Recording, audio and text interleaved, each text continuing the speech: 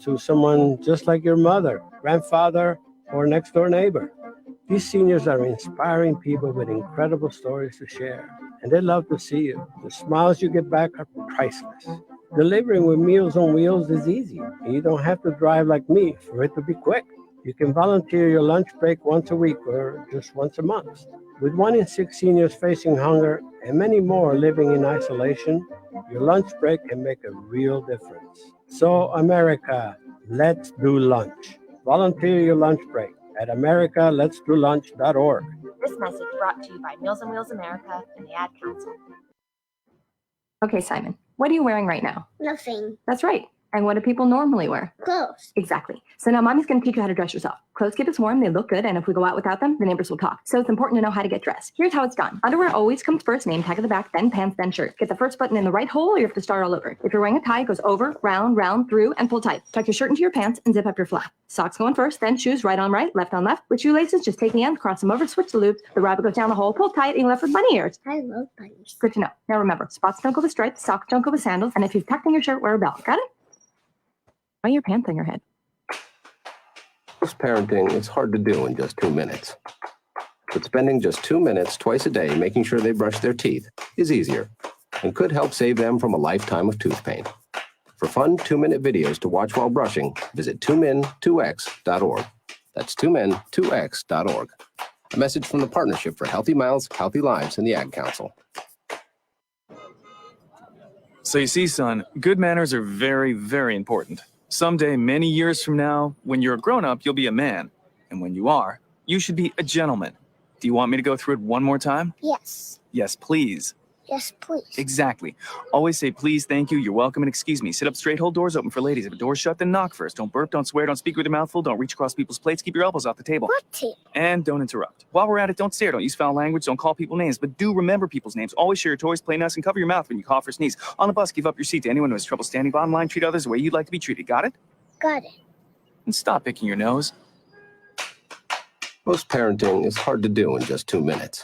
But spending just 2 minutes twice a day making sure they brush their teeth is easier and could help save them from a lifetime of tooth pain. For fun 2-minute videos to watch while brushing, visit 2min2x.org. That's 2min2x.org. A message from the Partnership for Healthy Mouths, Healthy Lives, and the Ad Council. Hey, there he is. How's it going? I'm having a stroke. Are you going to shake my hand or what? I'm having a stroke. Wow, you're not even moving your arm. I'm having a stroke. Are you okay? I'm having a stroke. Your face looks weird too. I'm having a stroke. Are you having a seizure or something? I'm having a stroke. When someone is having a stroke, they may not be able to say it with words, but their body language will tell you loud and clear. I'm having a stroke. You just need to know the sudden signs. Look for FAST, F-A-S-T. F, face drooping. A, arm weakness. Or S, speech difficulty. Then T, time. Time to call 911 immediately, because the sooner they get to the hospital, the sooner they'll get treatment. And that can make a remarkable difference in their recovery. Know the sudden signs. Face, arm, speech, time. Spot a stroke fast. Visit strokeassociation.org. Brought to you by the American Stroke Association and the Ad Council. The average time a resume spends on an HR manager's desk is 7 seconds, and most of them are tossed aside. Now imagine if one of those resumes belonged to Yasmin, who was living in a shelter, juggling 3 jobs. I had to be resilient. That's something that you can't teach. Or if that resume was from someone who worked 12-hour shifts at the recycling company with my dad, who's 72. That taught me a work ethic that I carry with me every day. We rely so much on a resume, yet it could never tell the full story of someone. Growing up where I did, a lot of things could have gotten in the way of my goals. But I learned to push through, and that's what I bring to work every day. So maybe it's time we look beyond the resume and look to Grads of Life. Discover new ways to develop great talent that are so much more than what's on paper at gradsoflife.org. A public service announcement brought to you by Grads of Life and the Ad Council. Do current market conditions have you nervous? Our experienced team of financial professionals at Heritage Harbor Financial Associates understands that no two investors are alike. We all have different goals, needs, and appetites for risk. That's why the one-size-fits-all approach does not work, especially when planning for retirement. At Heritage Harbor Financial Associates, we analyze your unique investment style so that you can work toward your individual retirement goals on your terms. Heritage Harbor Financial Associates can help you take steps to reach your retirement goals by providing a wide array of financial products to fit your needs, even for the risk adverse. Give us a call at 631-331-6599 to learn more or to set up an appointment with one of our financial professionals. You can also find us on the web at hhfa.org or on Facebook at facebook.com/hhfa.org. Our number again is 631-331-6599. That's 631-331-6599. Investments in stocks, bonds, and mutual funds and variable annuities are not FDIC insured and are subject to fluctuation in value and market risk, including loss of principal. Heritage Harbor Financial Associates offers securities through AXA Advisors LLC, New York, New York. Member FINRA, SIPC. Annuity and insurance products offered through AXA Network LLC. This is Mario Andretti. You know me as a race car driver, but I'm also a Meals on Wheels volunteer. I've raced against the sport's biggest personalities, but I've never met more vibrant, amazing people than the seniors served by Meals on Wheels. As a volunteer, you deliver a hot, nutritious meal and a friendly hello to someone just like your mother, grandfather, or next door neighbor. These seniors are inspiring people with incredible stories to share, and they love to see you. The smiles you get back are priceless. Delivering with Meals on Wheels is easy, and you don't have to drive like me for it to be quick. You can volunteer your lunch break once a week or just once a month. With 1 in 6 seniors facing hunger and many more living in isolation, your lunch break can make a real difference. So, America, let's do lunch. Volunteer your lunch break at americaletsdolunch.org. This message brought to you by Meals on Wheels America and the Ad Council. Broadcasting from coast to coast, city to city, coast to coast. It's time for the Ryan Hickey Show on the Worldwide Sports Radio Network. If it's happening in sports, it's being talked about right here. And here's your host, Ryan Hickey. Good Monday morning. Welcome into the Worldwide Sports Radio Network. It is the Ryan Hickey Show with you right here on this Monday, a chilly Monday, but I guess it is February after all, so we are powering through. Hopefully, you enjoyed and had a nice Valentine's Day yesterday. Hopefully, you had your significant other a nice little gift, little flowers, little chocolates. Everything went all well, and that was enjoyable. I appreciate you starting your week, your President's Week, your President's Day, with us right here on the Worldwide Sports Radio Network. As always, we're coming to you live from the Big Italy Pizzeria studios with its great pizza, hot heroes, and phenomenal dinners. Check out Big Italy Pizzeria if you're in person in Medford, Just Pizzeria in Bayshore, or wherever you are at BigItalyPizza.com. Before we get started here, a special day, at least on the Ryan Hickey Show, as it is February 15th, my mom's birthday. So I want to start wishing my mom a happy birthday, the big 3-0 this year. So congratulations to you, Mom. Hopefully you enjoy it. And the birthday is great. So always a big day in the Hickey household in mid-February. Valentine's Day, my mom's birthday, back-to-back, bang, bang. A nice little celebration over the weekend. And she deserves all the accolades she will get. So again, happy birthday to the great Mrs. Hickey, a.k.a. my mother. A jam-packed show for you today on this Monday. The first Monday we're doing a show without any NFL football games to react to, but still a lot to get into. Steph Curry, should he be considered for the NBA MVP? He's having a great season. There is one thing holding him back. We'll discuss Steph Curry's MVP so far candidacy at 9:20. 9:40, very excited to have Ryan Mueller, former Chargers player, former Eagles player. He's been in the CFL. He's been most recently an XFL player. He will join us at 9:40 Eastern. I'm curious, as a defensive player himself, see a lot of quarterbacks complaining about not having their voice heard in the organization. Does he believe quarterbacks deserve to have their voice heard? We'll discuss the biggest jump from college to NFL as we see Urban Meyer struggling with that as he makes a terrible hire, frankly, with Chris Doyle. I don't need to tell you that. I'm sure you are well aware of Chris Doyle, a former Iowa strength coach who had racist remarks accused him. He was treating players horribly, accused of having racial insensitivities. Eventually, was able to walk away from Iowa, not even fired, but somehow was able to get paid and basically be on administrative leave. And Chris Doyle was hired for about 48 hours with the Jaguars, and then so much pushback from players and the media that Urban Meyer turned face and eventually had Chris Doyle resign. And you see Urban Meyer already struggling to make that jump from the NFL or from college to the NFL. We'll discuss Ryan Mueller's take. What is the biggest difference from the pro game and the college game? We'll do that at 9:40. Top of the second hour. I'm very excited about this.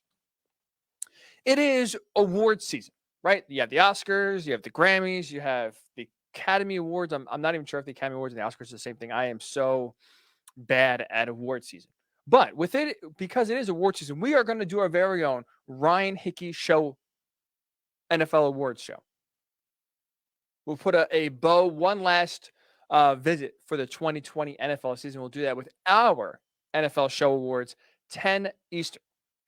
A lot of great categories: Game of the Year, Performer of the Year, Supporting Player of the Year, and also some fun ones. The WTF Play of the Year, not an award you want to win. The Teflon Head Coach of the Year, one who just continues to stay afloat, stay employed despite having a ton of things go his way under his watch. We'll do that. And to finish off the show, 10:20 Eastern, we will also discuss the NFL. It's really starting to morph into the NBA. Is that a good thing? We will discuss, but I do want to get into and start the show at least with the Houston Texans. Because I feel like, especially because it is Valentine's Day, right? Because we just celebrated yesterday, because usually that is a great day to celebrate love. It's also a day to kind of highlight relationships, good and bad. And the Houston Texans, in my mind, to me, right now, are like a boyfriend that's in the doghouse, but they don't exactly know why they're in the doghouse, right? We've all been there. You get your girlfriend upset, you get your boyfriend upset, your husband, wife, your partner, significant other. They get upset with you for some reason. And sometimes you have the idea, right? Maybe you say the wrong thing and you offend them. Maybe you don't follow through on something you say you're going to do, and then they get upset. But sometimes your significant other will get mad at you for, in your mind, no reason. You don't really know why the reason.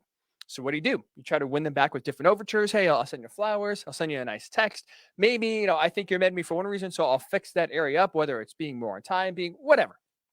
Cleaning up, being less messy. Tons of different ways that significant others, girlfriends, boyfriends, husband, wives will get mad at us.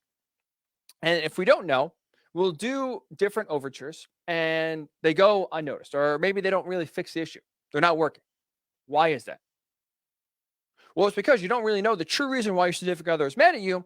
And because that area is not being addressed or fixed or even recognized, the anger persists. Maybe what if she shuns you or he shuns you, to do a little silent treatment, whatever. The bottom of the issue can't get fixed. And that's how I feel like the Houston Texans are right now. They are a significant other in the doghouse. The only issue is they don't know why they're in the doghouse, and they're trying to now do overtures to Deshaun Watson, try to win his affection back. But in the process, they don't know why he's mad in the first place. So now their overtures are going unnoticed, going without success, we'll say. And to me, that continued on Friday. So on Friday, the big news was that they released their star defensive player, J.J. Watt, right? If Deshaun Watson is the face of the franchise in the offense, J.J. Watt was the face of the franchise on the defense. He's there for a decade, ton of awards, gritted his way through 10 years of play, played through a ton of injuries. He was the heart and soul of Houston for what he did both on the field and his incredible work he did off the field, especially raising money for the city after Hurricane Harvey swept through and unfortunately really hit that city hard. But Friday morning, J.J. Watt, or before that, I should say, was talking with the Texans, with Nick Cassera, the general manager, with Cal McNair, their owner. They said, I want to release this. The future of the organization is not where I want to go. I want to be with a winning team. Can you grant me my release? Texans said, sure, no problem. Cal McNair talked to a few insiders. He put out this statement, quote, we wanted to make sure we did right by him, meaning J.J. Watt. So now all of a sudden, the Houston Texans are into taking care of their players. They are into putting the player first ahead of the organization, despite the fact they did the total opposite with their star quarterback, Deshaun Watson. That's why he's mad at them. But to me, this is the Texans in releasing J.J. Watt, yet again, displaying their cluelessness and still have no idea what they're actually doing. Because what they did in releasing J.J. Watt for nothing was try to get some good PR, right? They wanted some good media PR. They wanted some good PR from their fans. And they wanted to appeal to the players. Hey, this is a players' organization. We know what we're doing. We're still going to take care of you, despite what's going on with Deshaun Watson right now. But in doing that, thinking in their minds that, hey, this good PR will maybe help us in the long run get Deshaun Watson and coax him to stay. Instead, it did the quite total opposite. They hurt their team. Because they could have easily gotten some sort of draft competition for J.J. Watt. Now, would it have been a first-round pick? No. Would it have been a second-round pick? No. But hey, maybe a third, fourth, fifth, something. Anything. This team is in a flat-out rebuild. Let's call it for what it is. They need assets. They need to acquire draft picks in order to try to turn this team around. They could have done so with J.J. Watt. And they could have really took care of J.J. Watt while also at the same time getting something back. Because Ed Warder, great ESPN reporter, reported Friday night after the Texans let Watt go that he was getting interest from about a dozen teams already. Teams like the Steelers, Browns, Bills, Titans, all showing interest in J.J. Watt's services. So sure, the Texans want to do right by Watt in releasing him, letting him choose his next destination. You could have done right by J.J. Watt in working with him to maybe narrow down a few places he would want to get traded and get some sort of draft competition back. But instead, they said, you know what? We're going to take care of our franchise player. We're going to let him pick where he wants to go. We're going to do the right thing. We're not going to get in the way. Forget doing what's best for the team. We're not going to get draft competition. We're going to do right by the player. And to me, that signaled, or at least tried to signal to Deshaun Watson that, hey, we care about players. We are trying to do what's best for the players on their team. And thinking in the Texans' mind, that was the biggest issue for why Deshaun Watson is mad at them. And here's the issue. That is not why Deshaun Watson is mad at them. So this is why, again, it hurts it because you don't get any draft competition. And you're trying to do all these overtures to get out of the doghouse with Deshaun Watson. But instead, you still are blind to the real reason why Deshaun Watson is mad at you in the first place. It's not player treatment. It's not that his voice wasn't even heard. It's not even that his voice was almost ignored. It's that he thought he had the right direction of the team in mind when he voiced his opinion, when he gave his thought, when the team went to him and said, hey, Deshaun, what can we do in order to improve ourselves to avoid getting in this hole that we went in the last few years? It's leadership. That's the real issue with this organization. It's the direction and leadership of the Texans.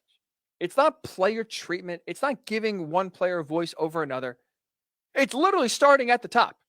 It's getting a leader in here as a general manager, as a head coach that can put this team in position to succeed, that can lead them in the right direction, and more importantly, have everybody on the same page. Because guess what the Houston Texans were the past few years? They were essentially Game of Thrones in the NFL. It was just everybody going for the ring, and in the end, everybody lost. Let's go back 2019. Early 2019, March, April of 2019. Brian Gaine, at that time, was the general manager of the Texans. April of 2019 is significant because that was when the hiring of Jack Easterby occurred, this villain-like fella that now, as we've seen, was a character coach, right? Someone basically trying to, for lack of a better word, be a therapist for the team, try to help players out on the mental side of the game, maybe talk to them, maybe try to lead them in the right direction.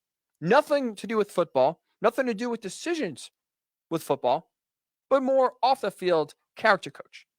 He was hired in 2019, coming over from New England. And what happens? 2 months on the job, let's go to about June, July of 2019. 2 months after he was hired, he came over from New England, like I said. So there was a big Super Bowl party for the Patriots because they won the Super Bowl the past year. So Jack Easterby is there. Nick Caserio, now the general manager of the Texans, but before that, he was a high-ranking official in the Patriots organization. Well, those two were seen talking. Why is that a big deal? Well, because Jack Easterby works for the Texans, Nick Caserio works for the Patriots. That is what you would call tampering in the NFL. You can't be doing that. Now, I understand, look, is that they're at a party, but they apparently, according to reports, were talking intensely and talking quietly and secretly for a very long time that tipped off a lot of people with the New England Patriots organization. So what happened? So the party, everyone gets the rings, having a good time. These two are chatting off to the side. Well, Jack Easterby comes back to Houston. Less than a day later, Brian Gaine, the general manager, fired. For what reason? None given. And what happens? The Texans then, as soon as they fire Brian Gain, try to go and interview Nick Caserio. Well, the Patriots, remembering that Jack Easterby was basically cornering Nick Caserio the entire time they were celebrating their Super Bowl victory, said, tampering, we're going to file charges. All of a sudden, the Texans said, oh, you know what? We won't go after him after all. They dropped their pursuit instead of give Bill O'Brien both the GM and the head coaching duties. Jack Easterby, boom. He is his right-hand man now. And what happens? What happens? Obviously, they make the playoffs that year. That was when they were up 24-0 against the Chiefs, blow that lead in the second round of playoffs. And then it was the off season from hell. He made that infamous DeAndre Hopkins trade that really was the downfall of Bill O'Brien. Constant power struggle because despite Bill O'Brien being the head coach and the general manager, Jack Easterby had the ear of the owner in Cal McNair. He had the influence. He had essentially the power without having the title. And eventually, that power struggle won out because Bill O'Brien, after starting 0-4 in 2020, fired. So what did Deshaun Watson see? Deshaun Watson watches play out right in front of his eyes. He's not stupid. He's not an idiot. He knows what happened. He knows the coup that was tried by Jack Easterby to basically overtake Bill O'Brien, take over the organization, and have his guy Nick Caserio come to power and basically be his right-hand man. And Jack Easterby did whatever possible to open up that position and get his guy there. And eventually, it worked. Because this offseason, with the GM opening, with the head coaching opening, Deshaun Watson was asked to give his advice. He said, we need a leader that we can all rally around. Basically, that will have the organization first, not your personal gain. And Cal McNair at least seemed to be on that same page. He hires Korn Ferry, a search firm. They have 5 candidates. And then all of a sudden, Jack Easterby comes over to Cal McNair. Hey, Cal, remember Nick Caserio? Remember the guy we tried to get a few years ago? Well, hey, now we can try to interview him. No charges this time. And basically, Cal McNair throws away the search firm's suggestions, listens to Jack Easterby, hires Nick Caserio. So just to quickly recap, the Texans were a Game of Thrones series, saga, essentially, if you will, because Jack Easterby was the one making moves behind the scenes, getting people fired, rising to power. Deshaun Watson sees this. Hey, we got to get rid of this guy. This is a guy who's selfish, who cares about me first, and in doing so, put the Texans organization at harm because now guys are getting blamed left and right. They're getting fired, and he's elevated. Deshaun Watson, we cannot do that again. And said Cal McNair said, we're going to go right down the right path, the same path that we just came on. We fired Bill O'Brien. We try to rid ourselves from that era. We're going to go in a new direction. It's going to be a better day for the Texans. And instead, what did they do? Basically got right back on the ride and went to the top. Let's run it back. And Deshaun Watson said, I'm not doing this again. I want out. That's why Deshaun Watson wants out. The direction and the organization, and more importantly, the leadership of the organization is something he does not feel comfortable with and wants out. It's not player development. It's not player relations. Like the Texans seem to think it is by releasing J.J. Watt, granting his release, instead of trying to trade him somewhere where they could have got some sort of draft compensation. So just like a boyfriend that's in the doghouse that's trying to send flowers, try to send some nice texts, maybe do a nice deed or two, but in theory is missing the point of why his significant other or her significant other is mad at them. And then they wonder, why isn't this working? How come the letters I'm sending? How come the flowers I'm sending? How come you're still mad at me? Because you're not getting to the root of the problem. And that's what the Houston Texans are doing here. They're not getting to the root of the problem. They think by letting J.J. Watt basically walk free, hey, you decide your future. We're doing this for J.J. He deserves this. So forget us benefiting from maybe a 3rd-round pick or a 4th-round pick or maybe even getting a player back in a trade. We're going to do the right thing by J.J. Watt and let him go choose where he wants to go. And Deshaun Watson's sitting there like, hello, you are still not getting it. Because the Texans are thinking, oh, yeah, look at us. Pat ourselves on the back. We're a pretty good franchise. We take care of our own. Deshaun, you see this? Come on. Come on back. Come on, Deshaun. Look, we took care of J.J. Watt. We'll take care of you too. We'll get the right pieces in place for you to be a competitor. And Deshaun Watson's sitting there like, these guys don't get it. These guys don't get it. And to me, again, the Texans just display their cluelessness because they don't even realize why Deshaun Watson is mad at them. The Texans don't realize why they are in the doghouse in the first place. And that, to me, was on display yet again in releasing J.J. Watt without getting any draft capital. So I'm curious your thoughts. Facebook, Worldwide Sports Network. Twitter, WWSRN_radio. Tweet us directly there or at my personal show account at Ryan Hickey Show. Is there any shot Deshaun Watson can be convinced to stay in Houston? Does this goodwill move by the Texans here, if you will, quote unquote, by any sort of respect from Watson going forward? Is there any way Cal McNair, the owner, Jack Easterby, the right-hand man, or Nick Caserio, the general manager, can convince Deshaun Watson to come back, to trust the organization, and basically be a part of it going forward in 2021 and beyond? Love to hear your thoughts on Facebook, Worldwide Sports Network, Twitter, WWSRN_radio, at Ryan Hickey Show on Twitter as well. So we get to that. When we come back, should Steph Curry be considered for the MVP vote? I'll tell you the one thing holding him back, and I'll give you my answer as well. It is the Ryan Hickey Show right here on the Worldwide Sports Radio Network. It's the Worldwide Sports Radio Network.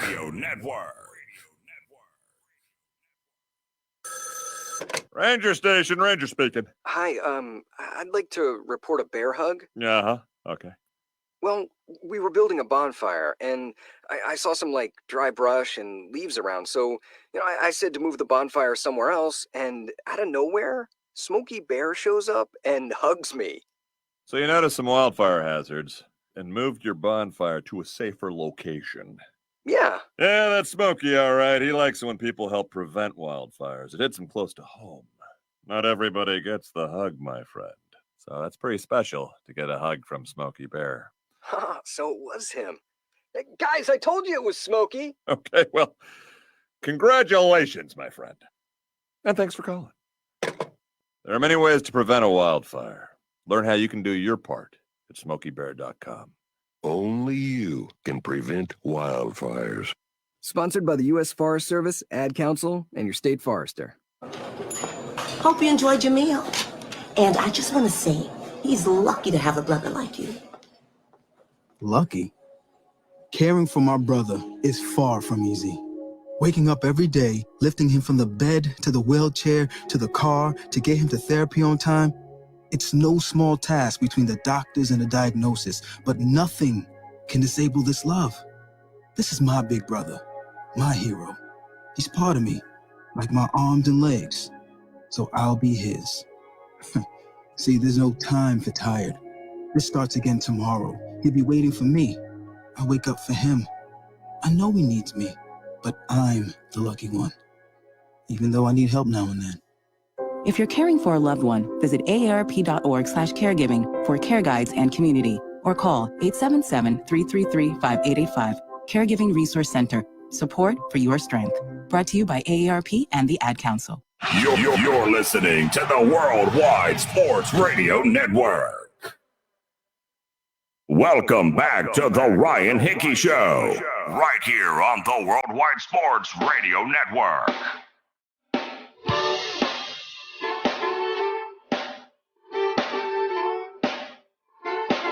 Welcome back into the Ryan Hickey Show right here on the Worldwide Sports Radio Network. You can always interact with the show on Facebook, Worldwide Sports Network. Make sure to throw us a like there. On Twitter, follow us, WWSRN_radio. So the initials of Worldwide Sports Network, WWSRN_radio. Boom. Nice and easy. Follow us. You get a link to every single show that is live. Follow me on Twitter at Ryan Hickey Show. WWSRN_radio is also our Twitch handle. YouTube, you can find us at Worldwide Sports Network, and our app. Most importantly, our app. Easiest way to find us was the app. Worldwide Sports Network on Android. If you have Android, Worldwide Sports Network. If you have an iPhone, WWSRN, you type that in on your app store. Boom. Download it. Every single show, article posted is all right there at your convenience. One click of a button. And you get everything the Worldwide Sports Radio Network, has to offer. You won't regret it. WWSRN on iOS, Worldwide Sports Network on Android. Download that, and you will keep up to date with every single thing live that we do right here. So we're talking the Texans. Is there any shot in hell they can convince Deshaun Watson to stay? In my mind, they released J.J. Watt in part to do right by J.J. Watt, but also to try to show extended olive branch, if you will, to Deshaun Watson. Say, hey, Deshaun, listen, I know you're mad at us, but look at us. We're doing the right thing here. We're letting J.J. Watt determine his future. Can we buy some respect from you? Can that help us maybe win us some brownie points in your mind? Maybe that'll help you consider coming back. And to me, this, again, displays their cluelessness because they don't even realize why Deshaun Watson is mad at them in the first place. So my guy, incredible incredibly talented host, right here on the Worldwide Sports Network. Weapons Hot every Sunday, 7 Eastern. A great way to end your weekend. Weapons Hot, Sunday, 7 Eastern, right here on the Worldwide Sports Network. It is the great, incredible CJ DeSimone. He writes on Facebook, the easiest way to fix the Texans issue right now is to fire Jack Easterby right now. In all caps he puts, and CJ, you're 100% right. That is the fix. That is the answer. Get the snake out of the organization. Get the rat, if you will, out of the organization. Have everyone pulling on the same rope, going in the same direction. Because he right now seems to be King Chaos. He is the guy that really everything kind of goes to hell. Everything goes to bleep, if you will, with him around the team, around the organization.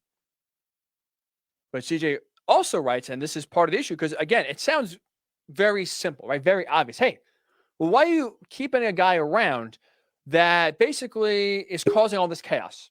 Right, he rose to power with Bill O'Brien, was seeming to be Bill O'Brien's right-hand man, and Sports Illustrated wrote a very telling article about 2 months ago in early December. Basically on how, in the process of Bill O'Brien rising to power, there was Jack Easterby kind of planting the seeds of, hey, Bill O'Brien, he made this move. Wow, what an idiot, Hey, Bill O'Brien, he signed this player. I mean, what a moron. How can we keep this guy around when he's making these decisions? And eventually planted the seeds for Bill O'Brien's ouster. So sure, he helped get him to power. He helped play a part big time in getting Brian Gaine, the current general manager, fired, helping Bill O'Brien rise to power to being both a general manager and a head coach, similar to what Bill Belichick is in New England. And as soon as Bill O'Brien rises to power, seemingly with his right-hand man in Jack Easterby, who has his back, who has New England connections, who seems to be, on his side, what do you know? The rug is pulled out from underneath Bill O'Brien. He is fired. So it seems like very obvious. This is the kingpin. This is the linchpin here for all this chaos. Get rid of him and we'll be good to go. But as CJ continues to write, Cal McNair will not do it because those two are two peas in a pod. They both know zero about football and how to run a franchise, and he could not be more correct. He could not be more correct. Cal McNair inherited the team from his father when he passed away, unfortunately, back in 2018. Obviously, he is not fit to run a team. He is not the best when it comes to running an NFL team. He doesn't really know what he's doing. And instead, for whatever reason, he has chosen to trust the most Jack Easterby. Again, a guy who was a character coach with the Patriots. He knows nothing about football. He is not, a scout that rose up. He's not a former NFL player or assistant coach that's kind of rising through the ranks and grinding.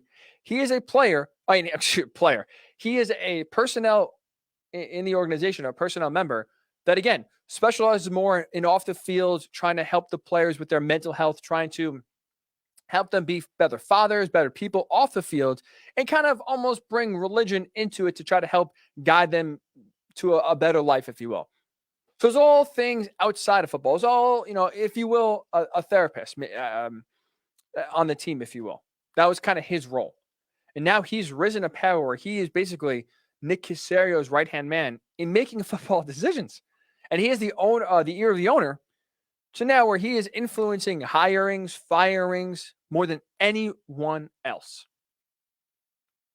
which is just mind-boggling. Could you imagine if you're at your job, let's say in finance, right? Or you're on Wall Street. You're at Goldman Sachs. You're at Lehman Brothers. I hope those, I'll be honest here. I am so out of the loop. I hope those are relevant examples I just used. Let's say you are on the stock market, right? Trying to be a trader, and your boss all of a sudden is being influenced and listening to a guy like myself. I have zero background knowledge of the stock market. I have no finance record, although I did minor in business at school. No big deal. Humble brag. But let's just say all of a sudden I somehow was able to connect with the big boss of Goldman Sachs. And he is listening to me, and I'm giving him advice about the stock market. Hey, you should be hiring this guy. You should be firing this guy. What are we doing here? Look at this guy. Look at his record. What are we doing? And all of a sudden, I have a prominent voice in how Goldman Sachs operates on the trade market. I don't know anything about trading, about finance, about how those things work. But I'm being listened to, and in theory, that is why a lot of my my influence comes from listening to the boss, and he is listening to me. That is what's happening with the Texans right now. And listening, and Cal McNair listening to and relying on a guy in Jack Easterby with zero knowledge about how to run a football team, how to make personnel decisions, how to hire someone, how to fire someone. He has zero input or zero background, I should say, in making those decisions. And now he has the ear of the owner. He is having more influence than anybody else. That's why this team is such a disaster, and that is why Deshaun Watson wants out. Speaking of Deshaun Watson, my guy CJ continues. The longer this drags out with Deshaun Watson, right, where there is a lot of animosity, there is apparently, according to Tyler Dunn, we've had him on the show, golongtd.com.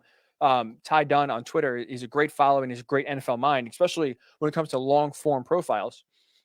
Well, he wrote a profile over the week. On Friday, leading into the weekend, that he says he has talked to sources where the Texans are calling Deshaun Watson every day, multiple times. He's not even answering. 3, 4, maybe 5 calls a day to Deshaun Watson's phone, and he is letting it go to voicemail, not returning those texts, not returning those calls, not even picking up the phone. So this is ugly, this is contentious, and it doesn't seem like it's going to get fixed anytime soon. So CJ writes, the longer this drags out, the lower the price is going to be to acquire him.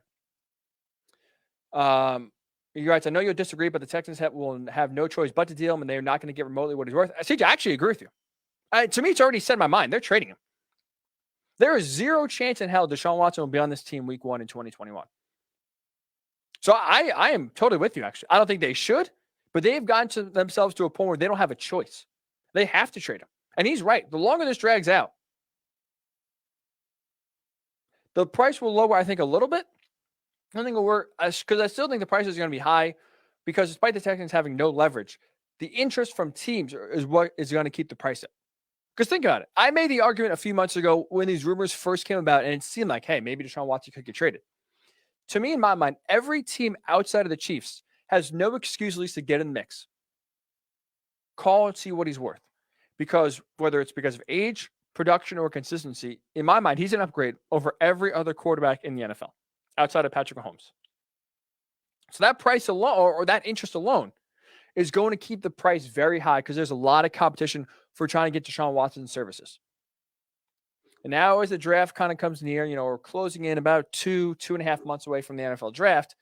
They're going to have to trade him before the draft to try to get as many draft picks as possible and try to maximize their return. So I'm with you, CJ. They don't have a choice. They're going to have to trade him. He's going to be out. Now it's about who, and I still think the price, for the most part, if they play their cards right and try to basically start a bidding war, they will eventually get a decent return in what they want. So it's going to be very, very, very interesting.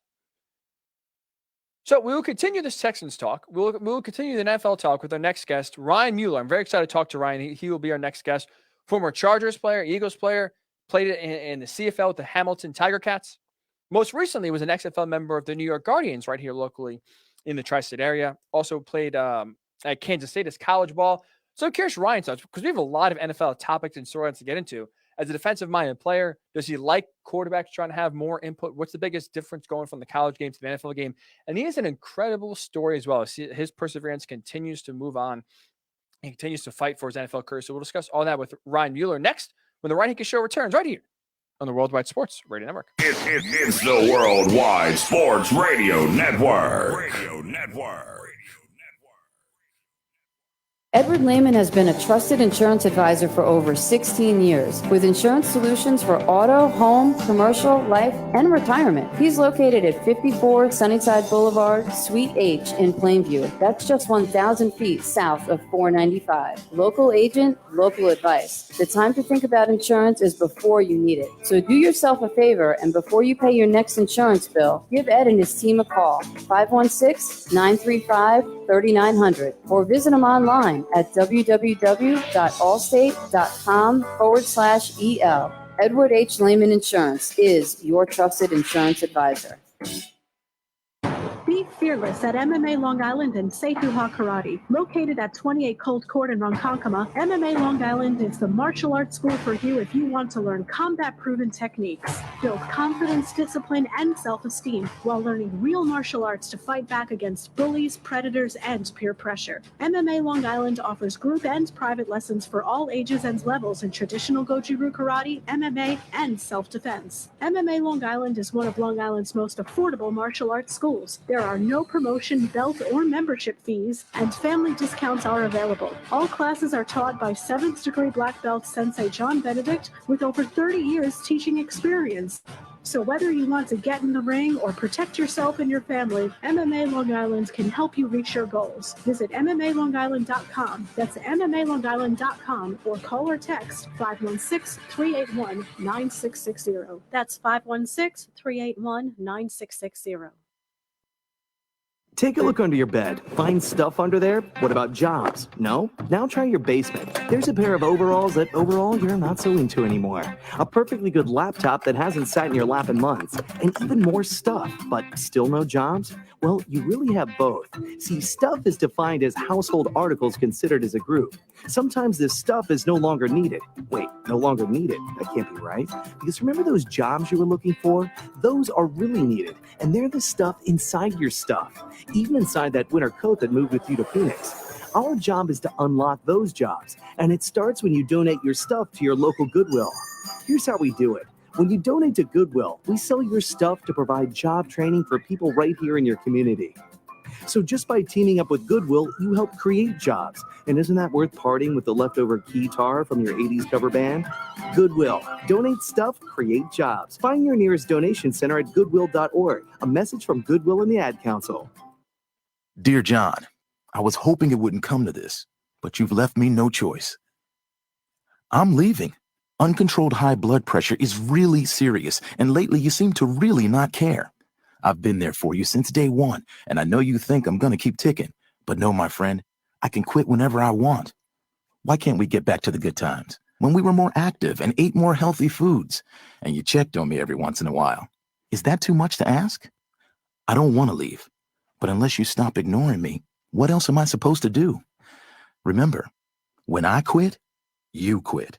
Sincerely, your heart. Listen to your heart. Don't let it quit on you. Doing the minimum to control your high blood pressure isn't doing enough. High blood pressure can lead to a stroke, heart attack, or death. Get your blood pressure to a healthy range before it's too late. Find out how at heart.org/blood pressure. Check, change, control. A message from the American Heart Association, the American Stroke Association, and the Ad Council.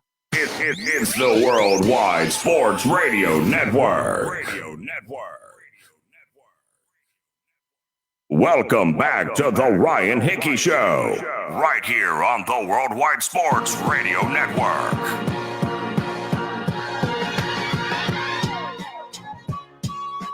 And welcome on back into the Ryan Hickey Show, right here on the Worldwide Sports Radio Network. Very excited to welcome in our next guest, Ryan Mueller. He's played with the Chargers, the Eagles, the Hamilton Tiger Cats, the New York Guardians here, the XFL, so an NFL, CFL, XFL player. Ryan, actually, I want to bring in here quickly because are you the first player? I tried to do some research. I couldn't get this definitively. Are you the first player with an NFL, CFL, XFL background on your resume? I'm not sure. Possibly. I've also done offense and defense in the NFL, and I know that's a pretty rare accomplishment as well. So I might be, but I don't want to go on record guaranteeing that. We won't guarantee. We'll say 99% sure. You're like a unicorn, That's a basketball term thrown around a lot for guys like Kristaps Porzingis, but you are our NFL unicorn. CFL, NFL, XFL background, like I said, offensive player, defensive player, just a do-it-all guy, a Mr. Do-it-all. And we welcome Ryan here on the show.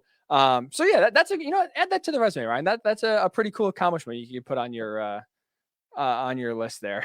That's right. That's right. So Ryan, your story has been incredible because we just mentioned, right? NFL background, CFL background, XFL background, and you're still looking to continue the journey in your mind. Or I'm sorry, in your path. What basically keeps you going? What keeps you motivated after all these different avenues get shut down for all different reasons? What keeps you going? Because it looks like, especially on your Twitter account, you're still looking to play. What keeps you going? Oh, absolutely. I'm definitely itching to play, itching to get out there and show what I'm capable of. I've been in contact with some GM. I don't know if I want to say the name, but Tom Gamble of the Jacksonville Jaguars. Nice. All right. Could we put that out? Some worldwide sports right now. Breaking news here. Well, I'm not saying they said they're going to bring me in or anything like that, but I've been in contact with him to. He's been very encouraging to continue chasing the dream, and it's discussions like that keep you motivated and keep you driven to go for, go for the NFL and go for those lofty goals and any other opportunities that present themselves along the way to get to where every football player wants to get to, which is the NFL. So Ryan, I'll put it from my perspective, because at least one of the hardest things for me personally is perseverance. It's even like, for example, of like trying to go to the gym just a few days a week, not crazy. Some days I wake up, it's like, man, that's the last thing I want to do. And I say, you know what? I don't have to do it. It's easy enough. But I'm curious, for your journey, like what keeps you motivated? What keeps you going on? Because like I said, it's been a long road. It's been a tough road for anyone, trying to make it to the highest level in the NFL. It's never easy. What keeps you motivated? What keeps you coming back?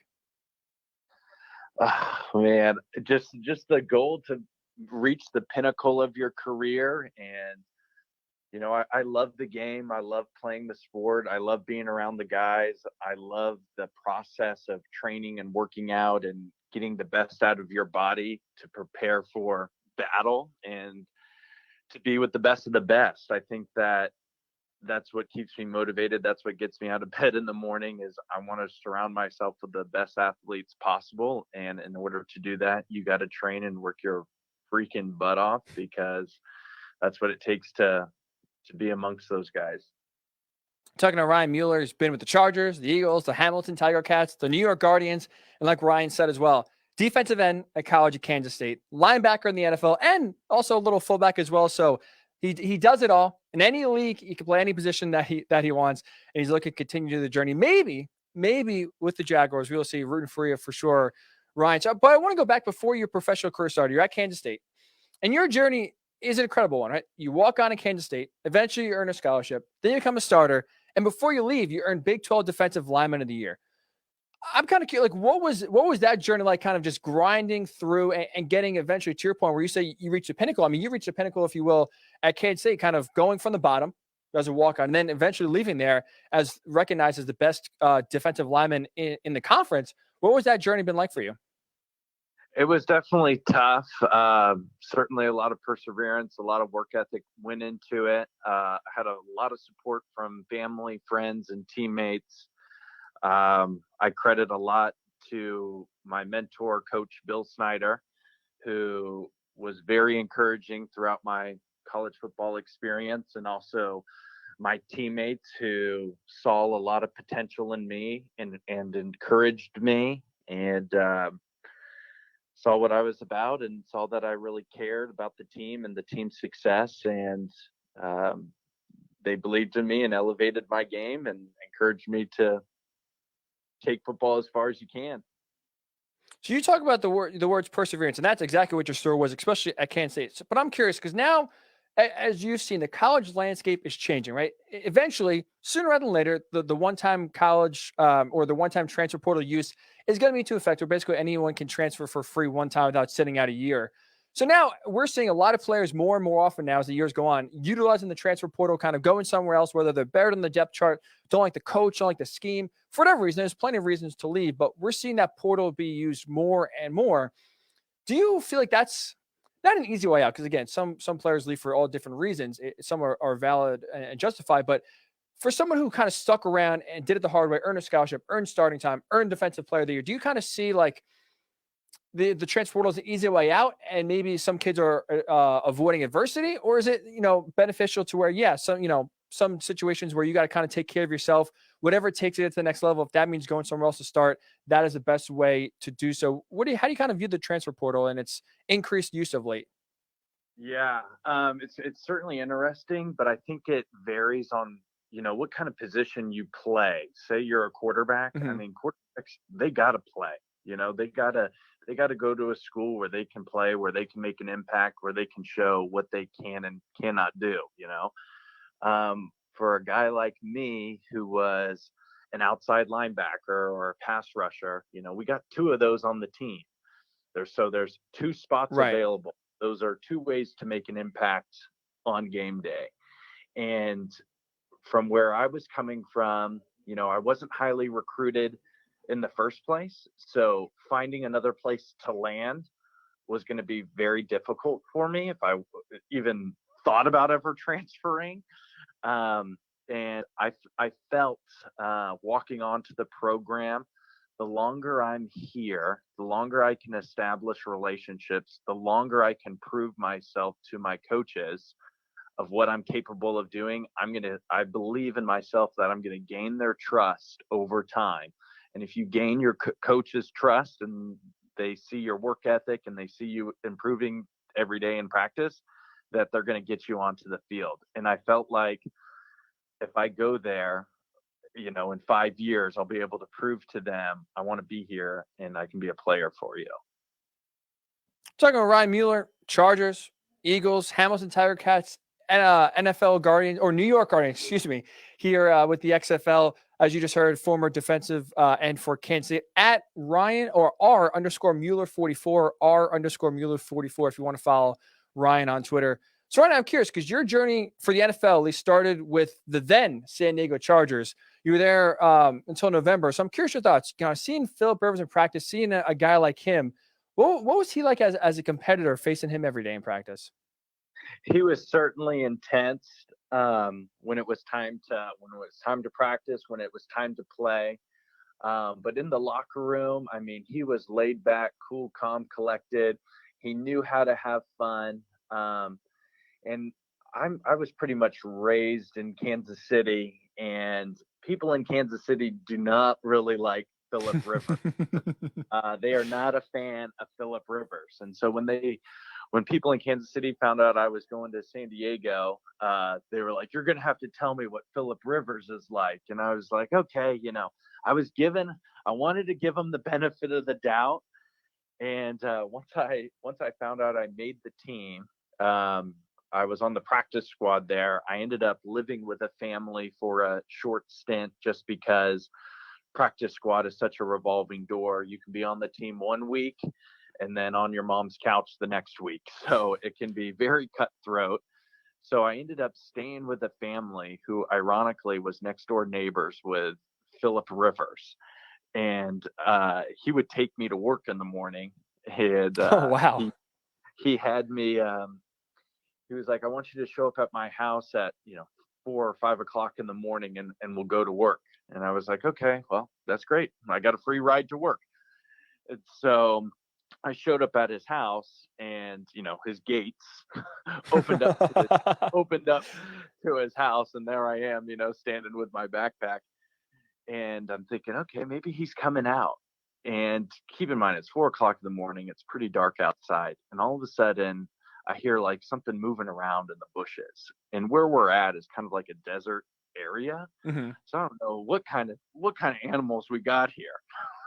And so I'm getting ready to get my flashlight out because I'm like, dang, what the heck is this? And I get it out, and all of a sudden, roar, I hear this growling, and I'm like freaking out. And guess who it is popping out of the bushes to scare me? Jeez, really? Philip Rivers, huh? Giving you the old rookie treatment? Yeah, giving me a little rookie treatment. So Philip Rivers popped out of the bushes to scare me. And Kellen Clemens was the backup quarterback. And I believe he spent time in New York as well. Oh, yeah, Jets legend. And he was filming it. And I was like, God dang, Phil, this could have been, I could have just reacted and punched you and not even, know what I had just done, And this was all during the didn't Gino like get in a fight? Yeah, he got punched. Oh, I forgot the linebacker's name. By an undrafted free agent linebacker. I think that was over a plane ticket, but I'm not sure, or a bet or something. So you're saying your NFL career is almost cut short because you almost punched Philip Rivers at 4 a.m. in the dark. Yeah, that could have been it. Yeah, that could have been it. Or, that could have been my shining moment into the NFL, however you want to look at it. That is very true. So I heard you just dropped a god dang before. Has you ever heard Philip Rivers curse? I know that's always kind of the rumor around the NFL. Like, not even one time if Phil threw a bad pass or maybe the receiver ran a wrong route. Has he ever cursed in your presence? I really can't confirm. I think always. I said I can't confirm. I think he's kept it. Can't deny either, right? Yeah, can't deny. I don't know. I don't like throwing out guarantees about that type of things because I realize people are human, and if you drive in the car with somebody and they cut you off, I'm sure you let a few words out. Oh, but, yeah. That's especially in New York, and California is no different with all the traffic. But I think for the most part, Philip Rivers is a stand-up guy, clean cut. And when I returned back home from San Diego to Kansas City, people asked me what he was like, and he was nothing but first-class quarterback, first-class person.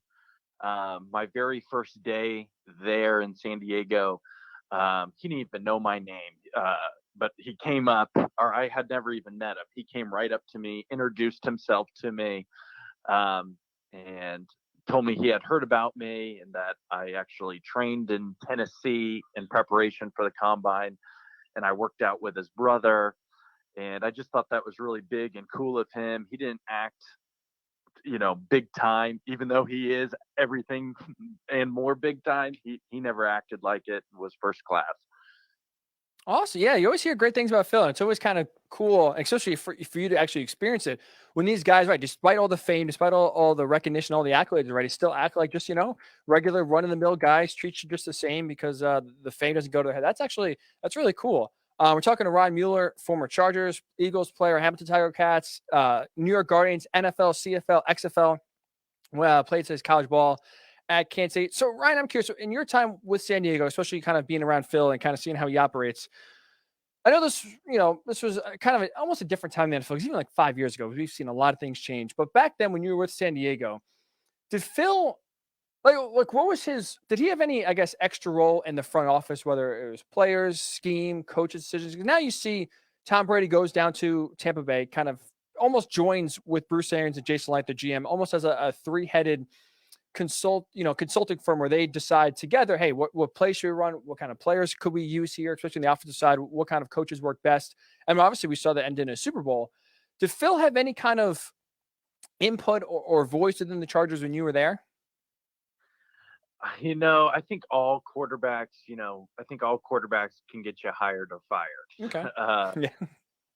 And the longer they're there, the more clout they have to say, I like this guy and I want this guy on the field, and so on and so forth. But and to their credit, when they're in their quarterbacking positions for so long, Philip Rivers been in the quarterback position 10 or 15 years. They've seen it all. They've seen so many guys come through and what's going to work well, that their opinion is so valid and valuable to the position coaches.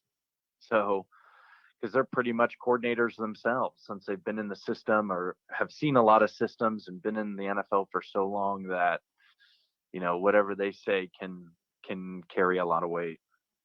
Because I'm curious from your perspective, especially as a defensive player, right? Because now, like you just mentioned too, like the longer you're there, the more clout, like you said, the more influence you should have. We see guys like Aaron Rodgers, after they lose, kind of cast some doubt on his future, maybe to gain some more leverage or maybe some more power in the decision making there in Green Bay. Russell Wilson most recently kind of complained about his offensive line, but it kind of read through the lines, it felt like he was more complaining about his voice not being heard. Does that turn the team off? Like, as a defensive player, do you have any issue if the quarterback has involvement in maybe some coaching decisions or scheme decisions or, free agency decisions when it comes to their side of the ball? Is that, as a defensive player, rub you the wrong way at all? Or is that, in your mind, how it should be?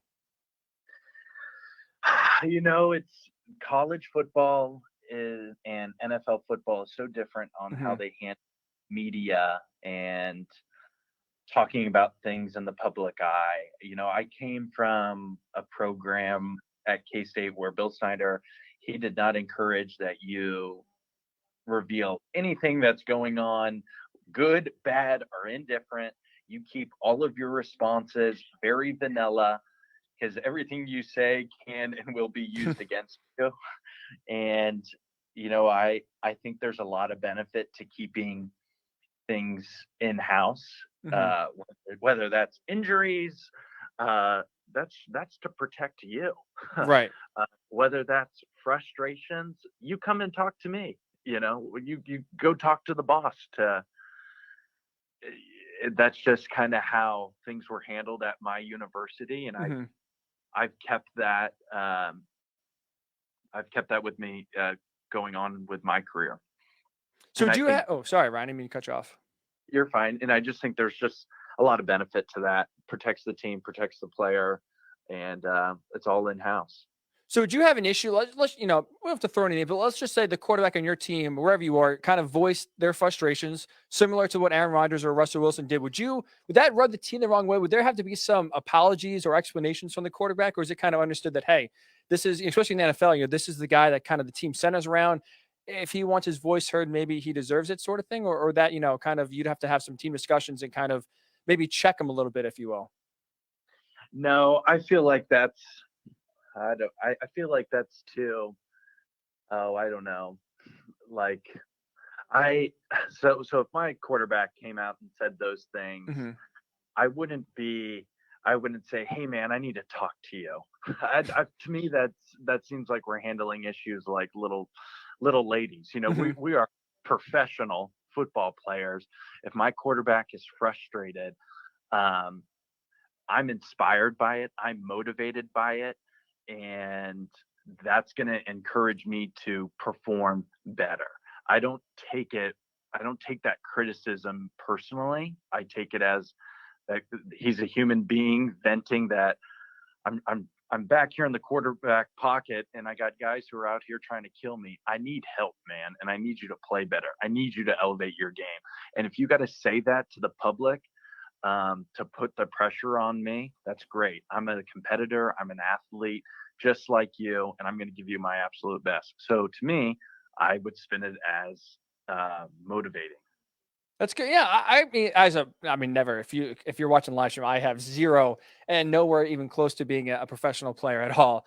Slower, smaller, and weaker than everyone else in the league. But it's interesting for me as a player yourself, kind of hear that. That's what, at least as a fan, I would probably say, like, hey, yeah, like it kind of lights a fire on your butt, if you will, to play better, to have the offensive line block harder or wherever, whatever frustration the quarterback has, play better. And that's interesting to hear that would have the same reaction from you. Talking to Ryan Mueller. Yeah. Few more here for the former NFL, CFL, XFL player. So you mentioned before, Ryan, when we're talking about Bill Snyder, how he handled business at Kansas State, right? Keep it in-house, and kind of college is a lot different than the pros. You said before, too, there's a lot of adjustments. As we're seeing right now play out almost in real time with Urban Meyer, he's the latest college coach to make the jump to the NFL. Obviously, we've seen the Chris Doyle hire go down in flames and not go over well. So he's adjusting on the fly and learning in real time, kind of basically that, hey, just, in college, you can do whatever you want. You're the head coach. You kind of get say, and your word kind of always wins out, especially with Urban Meyer and the success he's had. So I'm curious your thoughts. Playing, obviously, in college and in the NFL, what's the biggest difference going from the college game to the pro game? It's kind of similar to, high school to college to the NFL. I always felt the biggest difference between high school and college is footwork. And then the jump from college to NFL is, an even bigger step forward. So if in high school football, if you were 2 steps behind, just because you were a good athlete, you could recover, make up, and make the play. In the NFL, or in college, if you took one bad step, you still might be able to recover and win your one-on-one battles. In the NFL, if you take one bad step, you're beat. Just because everybody is just a little bit better, a little bit faster, a little bit stronger. But I felt like the jump from high school to college was bigger, but bigger than the jump from college to the NFL, but you definitely did notice just a little difference of talent, if that makes sense. I know hard to describe, but there's just such a difference between high school athletes and college football players that, 4 years in the weight room and you're becoming a man in college.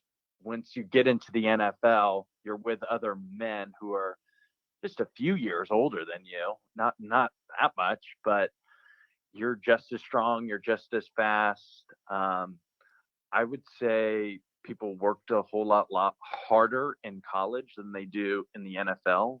Physically, the workouts in college, I thought, are harder than the workouts in the NFL, because in the NFL, it's on you. You are your business. Your body is your business. In college, they own you. Right. That's interesting too, because especially we've seen a lot of coaches from the college ranks to the pros failing, partly because they kind of they can't adjust to that balance. Where you're right, in the college, everything you say they listen to, and they don't really bat an eye or ask many questions. It's, hey, do as I say, and they do it. In the NFL, obviously, that is a lot different. Like you said, that we're grown men; these guys have families. In terms of off the field, whether it's managing personalities, whether it's again dealing with guys who have families and are grown men. What's the biggest challenge in terms of, I guess, adjusting to off the field life in the NFL versus college? Is it managing egos? Is it taking a step back, especially if you're a coach, kind of listening more and using almost more like a group setting to get better? What's the biggest difference you think in your mind when it comes to coaching from college to the pros? Oh, in coaching, biggest difference. Players in the NFL, from a coaching perspective, players in the NFL have more free time. They have more. That leads to more activities, whether those activities are positive or negative. And it's hard to then control the player to make sure they are only and always thinking about football. And in college, that's all you're thinking about, because that's all you have time to think about. You don't have time to make a trip to Las Vegas. You don't have time to go to Diamonds Direct, or the money to go to Diamonds Direct and buy some jewelry, or go to the latest car dealership and pick out a Hummer. You don't have that time. You are owned in college football. In the NFL, coaches are fighting all types of distractions, and they're there for a few hours, and then they're on their own. So yeah, I guess that's my answer. But NFL players just have more freedom, and their mind wanders away from football versus being on, football mind 100% of the time. Yeah, like you said, almost like 0 to 100. Where college, it's everything's structured. You're going to class, you're going to weight room, going to practice, you're doing this. You have study hall, and it's like your point, right? There's no real time or money to kind of do any activities outside of football and the NFL. Like you said, the opportunities they present themselves a lot more easily. That is for sure. We're talking about Ryan Mueller, CFL, NFL, XFL player. So Ryan, I'm curious. Last question here for you. Like you said, you played in all these different leagues, especially the XFL being most recent. What was that experience like playing in the Vince McMahon startup league? I absolutely loved it. And I absolutely loved who I was surrounded by. There were no egos in our locker room. Everybody came from pretty humble beginnings, humbling football careers. People had been cut. People had been battling injuries. Wherever they came from, small school, big school, they all had some type of adversity that they had to go through to be in that league. And that's how we all really bonded, and we all wanted to be in the NFL. That was everybody's long-term goal. We had, there was no money involved, and money changes people and changes your, rank on the totem pole of the team. But, that team, we were all paid the same for the most part, except the quarterbacks. But it was a great experience, great league, and presented a lot of great opportunities for guys to hopefully go to the NFL and make that big money. I believe the league is restarting in 2022. If the NFL doesn't work out, will you be back with the Guardians in next year? Yeah, I am certainly pursuing all football opportunities that where you can make a livable income, and when I'm not playing football, I'm running my landscape business in Kansas City. And, the XFL is great for me because it's in the wintertime, and that's a slow time in the landscaping business. And, if the NFL presents an opportunity for me to join, I do whatever it takes to get there. Ryan Mueller, wish you the best of luck. Again, XFL, NFL, CFL, the jack of all trades. Unofficially, at least here on the Ryan Hickey Show, we have dubbed Ryan Mueller the only person to ever do all three, the trifecta. So hopefully that helps if NFL teams are listening to help get Ryan on a roster. We're wishing you best of luck, Ryan. Hopefully we could see you in the NFL in 2020. And best of luck. We really do appreciate the time. Thank you so much for having me. I really appreciate it, guys. Ryan Mueller, again, that's an awesome background. CFL, XFL, NFL. We've seen a few players go from the CFL to the NFL. All three. I don't think so. That's a pretty cool resume booster. We do appreciate Ryan coming on and joining us for a few minutes here. When we come back, we will put a bow on the 2020 NFL season with some awards. It's award season here in February. So we'll do that here with the first annual Ryan Hickey Show Awards, the Rickies. We'll give out some hardware next. It is the Ryan Hickey Show right here on the Worldwide Sports Radio Network. You're listening to the Worldwide Sports Radio Network. Edward Lehman has been a trusted insurance advisor for over 16 years with insurance solutions for auto, home, commercial, life, and retirement. He's located at 54 Sunnyside Boulevard, Suite H in Plainview. That's just 1,000 feet south of 495. Local agent, local advice. The time to think about insurance is before you need it. So do yourself a favor, and before you pay your next insurance bill, give Ed and his team a call, 516-935-3900, or visit him online at www.allstate.com/EL. Edward H. Lehman Insurance is your trusted insurance advisor. Hi, this is Terry Crews, actor, former football player, game show host, father of 5, and all-around big dude. I'm also an expert on drama. I know all kinds of drama. There's the good kind that comes with having a house full of kids. There's the bad kind, like season-ending injuries. There's the necessary kind, like having an agent in Hollywood. And there's silly drama, like the drama around my percolating pectorals. And then there's the drama you can skip. Skip the drama that comes with not having your high school diploma or equivalency. Find free adult education classes near you and finish your high school diploma. Visit finishyourdiploma.org. Or text diploma to 97779. Message and data rates may apply. Reply stop to opt out. That's diploma to 97779. And leave the drama to actors like me. Brought to you by the Dollar General Literacy Foundation and the Ad Council. Adopt US Kids presents Multiple Choice Parenting. Your daughter just had her first breakup. Do you A, put yourself in her shoes? How could he do this to you? And for Sheila, she has split ends. B, console her. Oh, sweetie, this is going to happen a lot. 4, maybe 5 more times before you get married. C, take charge. Got to get this all straightened out. Give a little talking to, man, mano a mano. Hey, Steve. It's now a good time? No? Okay, no problem. Bye. Or D, help her find a new boyfriend. I know a great place to meet boys. The internet. Nice, single boys. Never mind. How about some ice cream? As a parent, there are no perfect answers. But you don't have to be perfect to be a perfect parent. Thousands of teens in foster care will love you just the same. For more information on how you can adopt, visit adoptuskids.org. A public service announcement from the U.S. Department of Health and Human Services, Adopt U.S. Kids, and the Ad Council. This is you over 30 years ago. Are we there yet? Are we there yet? And this is your mom when you drive her back from therapy. Are we there yet? Are we there yet? Are we there yet? Roles change without us noticing. And in your new role, we help you help.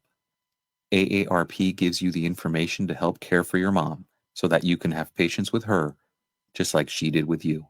Visit aarp.org/caregiving or call 1-877-333-5885 to get practical health and wellness tips to provide even better care for your loved one. Are we there yet?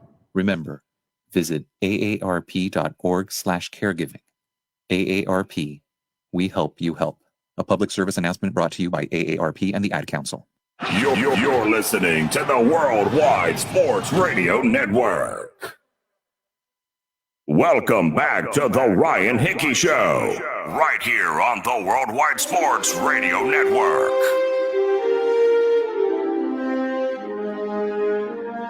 And welcome on back into the Ryan Hickey Show right here on the Worldwide Sports Radio Network. Coming to you live, as we always are, from the Big Italy Pizzeria Studios, where there's great pizza, hot heroes, and phenomenal dinners. Check out Big Italy Pizzeria in person in Medford, Joe's Pizzeria in Bayshore, or online at BigItalyPizza.com. We appreciate Ryan Mueller giving us a few minutes here. XFL, NFL, CFL player. We wish Ryan the best of luck in his pursuits. Setting the NFL team is interesting. We hope it works out. We hope we could see him on an NFL gridiron in 2021. But speaking of the NFL, it is award season as we reach February here. The Oscars, the Grammys, the Golden Globes, the Academy Awards, they're all being given out here these next few weeks. So we figured, why not continue award season right here on the Ryan Hickey Show with some NFL awards? The first annual Ryan Hickey Show NFL Awards, or we like to call them the Rickies. So I've gotten that a few times, Ryan Hickey, Ricky. We'll go with the Rickies. A illustrious award here that many are vowing for. Many have pursued all season long to get this award. I understand the NFL awards were given out last week. NFL MVP, Play of the Year, Offensive Player of the Year. We get it. But the Ricky, that truly is what guys and teams are fighting for. So we will get to that. A ton of great categories to get into here. We have Game of the Year, Performer of the Year, Supporting Player of the Year, Newcomer of the Year, and also hopefully some fun ones as well. The WTF Play of the Year, not an award you want to be winning. The Teflon Head Coach of the Year, not an award you want to be winning. And of course, the Uniform of the Year as well. So very excited to give these awards out. And without further ado, we might as well get this party started here. We'll go with Game of the Year to hand out our first Ricky. A lot of great candidates here. 3 games that were competitive, that were exciting, that got the blood rushing, even if your team wasn't involved. Ravens, Browns, Monday Night Football. Ravens 47, the Browns 42. That incredible game, back and forth, a lot of drama there, and eventually saw the Ravens win the game by 5 points on the big stage on their way to making the playoffs. How about the Hail Murray? Cardinals 32, Bills 30, where Josh Allen and the Bills go down the field, score a touchdown late, take the lead, only to lose on a Hail Mary where DeAndre Hopkins pulls it down from 3 players on the last play of the game, and the Cardinals win the game. That was an incredible one. And how about earlier this year, Titans 42, Texans 36 in overtime. If you remember, that was a game where Derrick Henry ran for 212 yards and 2 touchdowns. All 3 games were exciting, were incredible, all worthy of being Game of the Year. But as we know, we only give out 1 Ricky per category. So 2 are going to go home disappointed, and it is time to give out our first award. The Game of the Year, Ricky, goes to the Ravens-Browns. Ravens 47, Browns 42, as you mentioned. And this game, to me, wins Game of the Year for a few reasons. Number 1, selfishly, as an offensive guy, I love offense, a lot of scoring. That had it. Right, 47 points for the Ravens, 42 for the Browns. I love the offense. Love going back and forth. Offenses scoring at will.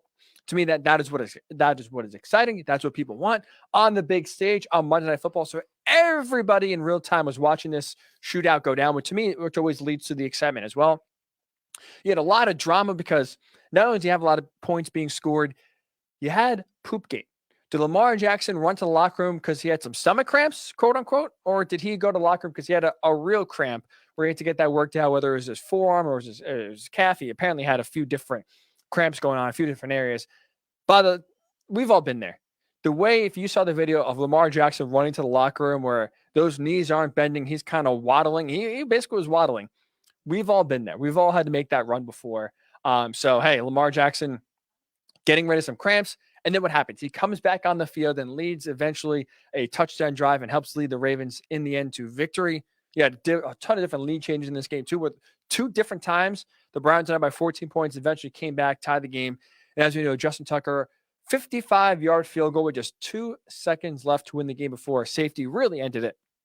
I really put a close on that for you gamblers. I apologize because I believe the spread was either 2.5 or 3, or I think it was 3 or 3.5, and you lost that one on a last-second safety. But that, to me, game of the year, Ravens 47, Browns 42, Monday Night Football. To me, the most exciting game of the 2020 NFL season. How about performer of the year? We had Aaron Rodgers win the MVP. Can he win performer of the year? Can he win the Rickey? For the performer of the year, some great candidates here. Derrick Henry, running back for the Texans, joined the 2K rushing club, something we don't really see too often. Travis Kelce of the Chiefs, they have a ton of different receiving options. They couldn't stop Travis Kelce all season long, no matter what defenses did. He was torturing him. He was having himself a season. Aaron Rodgers, I mean, hell, leads the NFL in touchdown passes, career highs, helped single-handedly lead the Packers to the NFC title game, and even Deshaun Watson. Because, again, he's not going to get a lot of recognition, a lot of notoriety because the Texans were 4-12.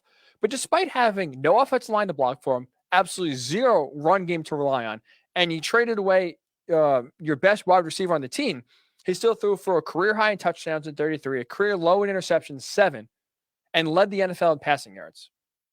So, yeah, he absolutely deserves to be in the category of performer of the year because he had his best career season with the worst team around him. So Derrick Henry, Travis Kelce, Aaron Rodgers, Deshaun Watson, performer of the year. Who is the performer of the year for the 2020 Ryan Hickey Show NFL Awards, aka the Rickies? The winner is Derrick Henry.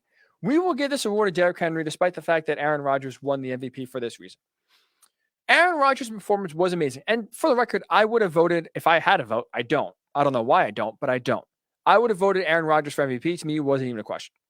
But why Derrick Henry is winning performer of the year was because, well, Aaron Rodgers statistically had, one of the better seasons an NFL quarterback has ever had.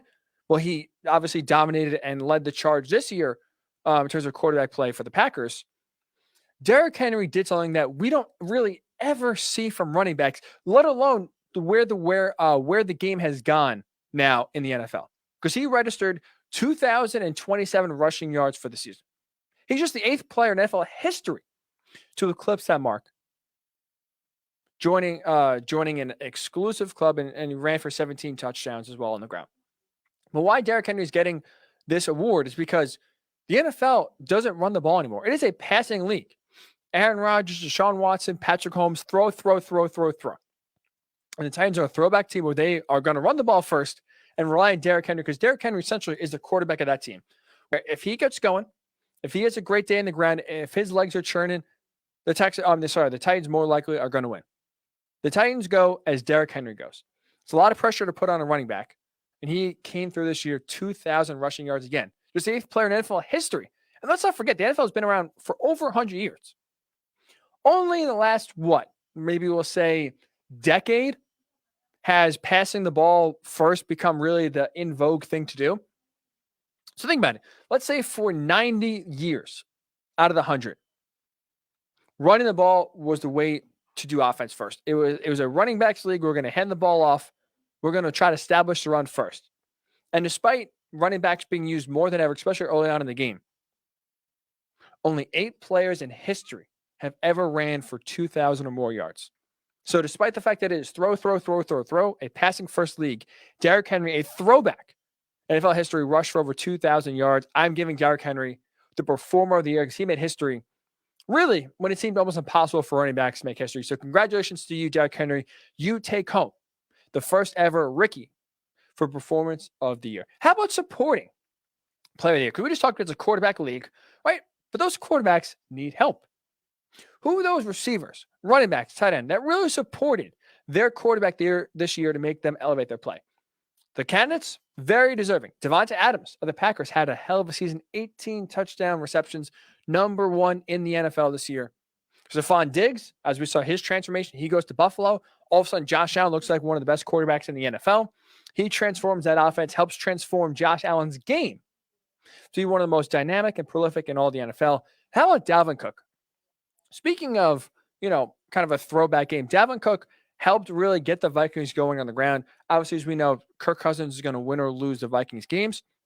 But Dalvin Cook, a hell of a supporting cast there on the offense for Minnesota.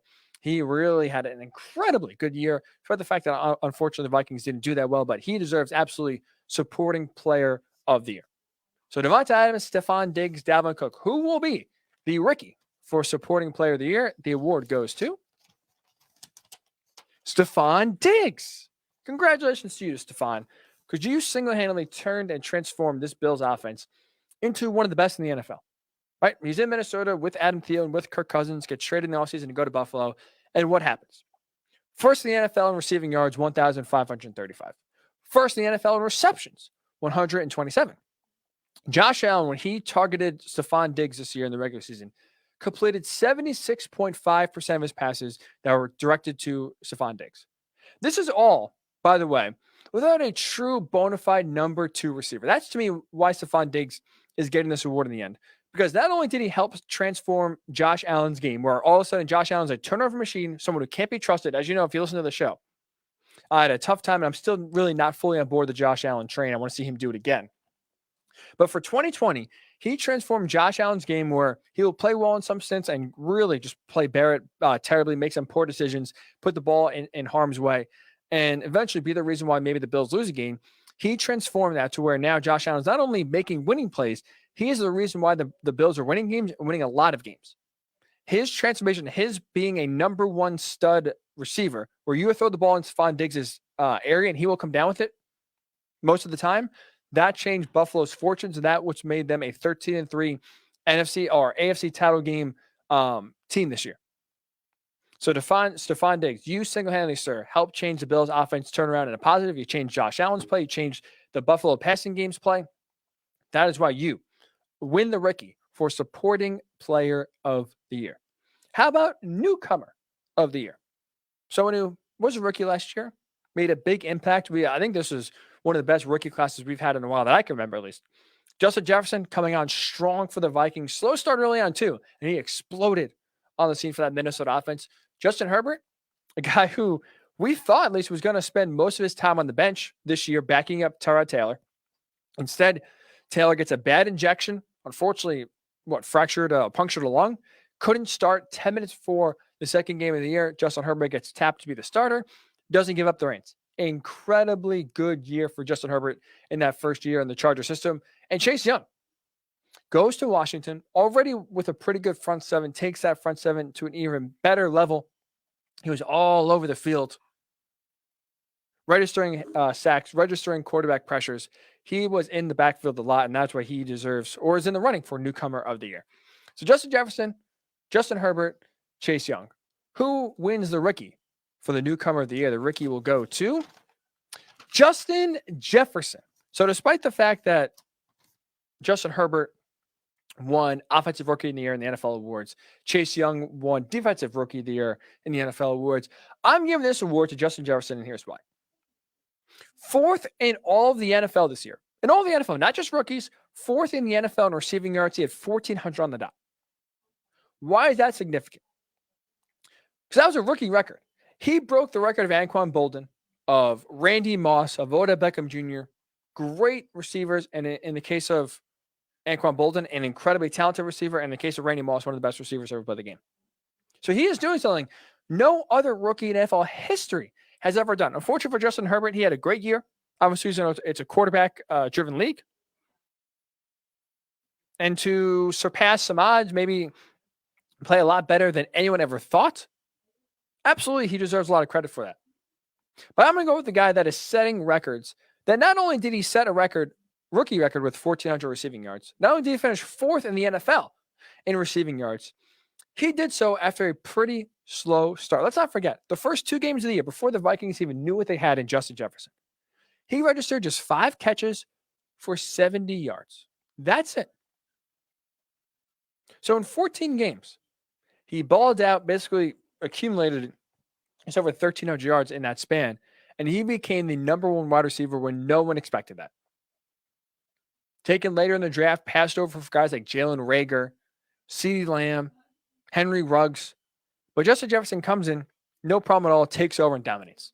So that is why he wins the rookie for newcomer of the year, because he did something no other rookie did in history, set the NFL receiving record for a rookie, 1,400 receiving yards. That now is a new bar for this next crop of receivers coming in and beyond. So congratulations to you, Justin. You didn't get rookie of the year at the NFL Honors. I think you should have. An incredibly talented year, balled out, dominated, and that is why you get the rookie for newcomer of the year. So 3 more awards we have to give out. This is where I think it gets fun. The WTF Playing of the Year. This play was drawn up, and you are saying to yourself, there's no way I'm watching what just happened. There is no way my team or this other team is allowing this to happen. 3, in my mind, incredible candidates to win this award. Greg Williams, we're just going to give him the title of this award, or give him the name of the candidate of the award, I should say, because he, when the Jets were playing the Raiders, called an all-out blitz with just a little time left with the Raiders needing a touchdown, basically opening up them an opportunity to throw the ball deep. Henry Ruggs, as we know, beat his corner one-on-one, flew by him, scored the touchdown with just 5 seconds left. Jets had to win. They were winless at that point. Had to win in their grasp. Greg Williams goes, basically, we're going to go all-out blitz here. Send the house. No prevent defense. Screw that. Bomb for a touchdown. That is a candidate. How about the Packers in the NFC title game? Because they basically did the same thing as Greg Williams. If you remember, right before the half, Packers, Buccaneers. Buccaneers late, go for it, get the first down right before the half, and Tom Brady takes a shot deep to Scotty Miller. If you're the Packers, all you got to do is keep it in front of you. I believe there's 8 seconds left in the half. Don't allow a touchdown. You go to half without any points allowed. Well, instead, for whatever reason, Mike Patton decided, you know what? We're going to do this thing. We're going to blitz. We're going to leave our corners on one-on-one coverage. Scotty Miller, boop, down the field, touchdown with 1 second left for halftime. Eventually, as we know, the Buccaneers would go win that game and eventually go win the Super Bowl. Every Packers fan is saying, WTF. Didn't we just see this? Didn't we just watch this happen a few weeks ago with Greg Williams? How are we going to allow that to happen again? It did. And finally, go back early in the season. Cowboys-Falcons, when Dak Prescott was actually still playing for the Cowboys. Remember that onside kick, the watermelon kick that we've seen from the Cowboys, where the kicker just kicks it on the angle and it's just twirling, and it's a slow turn. And it's going 6 yards and 7 yards and 8 yards and 9 yards, and it's twisting. And everyone on the Falcons, all I got to do is jump on it and the game's over. Everyone on the Falcons on the hands team is mesmerized by the kick. They are standing there, watch this thing turn, it boom, hits 10 yards, boom, Cowboys jump on it. Get the onside kick. Eventually, they go score, win the game, and the Falcons blow, shocker, an incredibly big lead late, in part because that onside kick, they were just mesmerized. Wow, maybe I should win WTF Play of the Year, except for talking. My goodness, that was easy to say. But the Falcons just were caught looking, and you're saying to yourself, what the F am I watching? So Greg Williams for his all-out blitz, the Packers for allowing Scotty Miller to get behind them right before the half for a touchdown, and the Falcons staring at a watermelon kick, allowing the Cowboys to recover the onside kick.